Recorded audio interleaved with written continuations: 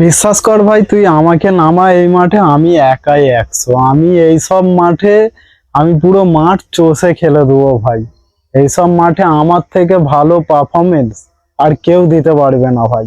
একাই এইসব মিডিল থেকে তো আমি গোল করে দেবো।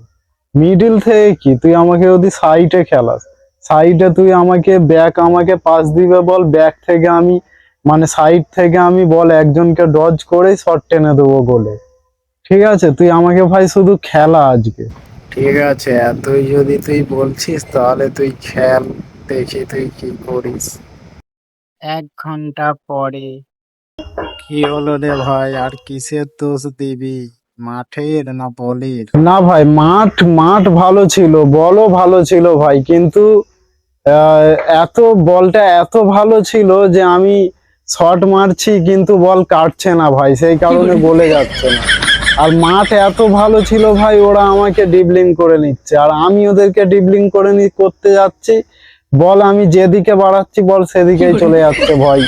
বল একটুও ভাই বাঁকা যাচ্ছে না, যার কারণে ভাই আমি খেলতে পারছি না ঠিকঠাক। তুই তো জানিস আমরা ভালো প্লেয়াররা ভালো মাঠে ভাই খেলতে পারি না।